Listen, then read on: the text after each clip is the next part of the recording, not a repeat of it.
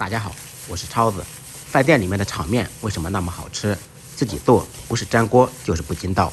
今天我来教你正确做法，面条筋道入味，不粘不坨，在家也能做出饭店的味道。首先准备2块钱的湿面条，平铺到篦子上面。很多朋友直接把面条煮熟，那么您第一步就做错了。我们采用在锅中蒸的方式把面条蒸熟，这样面条更加筋道。放入一点葱油，用我干净的小手抓拌均匀，这样面条更香不粘连。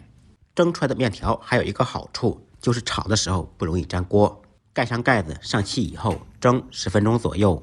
利用这个时间准备配料，准备自己喜欢吃的蔬菜，少许包菜切成细丝，绿豆芽清洗干净放入盘中，再来少许胡萝卜丝，半个洋葱同样切成细丝。炒面离不开大蒜，准备4粒大蒜，用刀拍匀剁碎。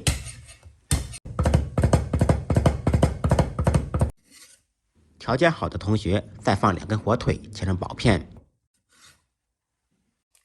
碗中单手打入一个正经的笨鸡蛋，放入一点点胡椒粉，用筷子搅拌均匀备用。10分钟以后，面条就蒸得差不多了，关火掀开盖子，用筷子把面条搅散。如果您用干面条制作，还是建议用水煮。外面饭店、大排档为了增加上菜的速度，一般都是用提前蒸熟的面条，搅散稍微晾凉。接下来我们开始制作。起锅，锅烧空气，烧至冒烟以后，放入少许油。先用油热面锅的全身。要想炒面不粘锅，前提是锅必须够热。油热以后，放入打好的蛋液，用勺子快速搅拌，把鸡蛋快速炒散。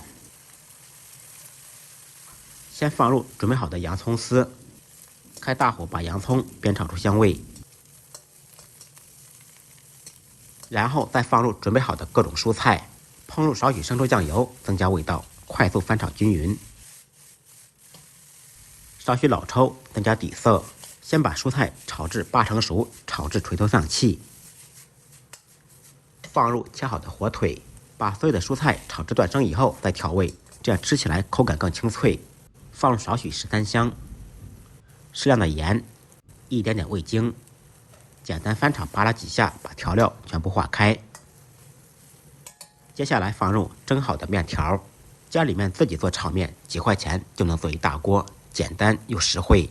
面条放进去以后，开启旋转模式，快速翻炒，使蔬菜和面条融合在一起，面条吸收味道。如果您感觉用勺子翻锅比较吃力，可以找一双筷子来翻拌。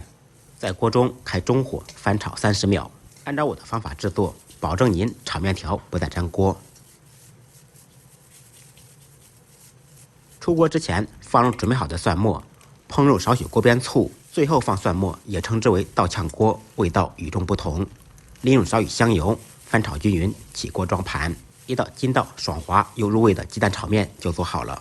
外面一盘卖10块，家里面自己做几块钱做一大锅。喜欢吃面的同学一定要收藏起来试做一下，不好吃您提着铁锅来找我。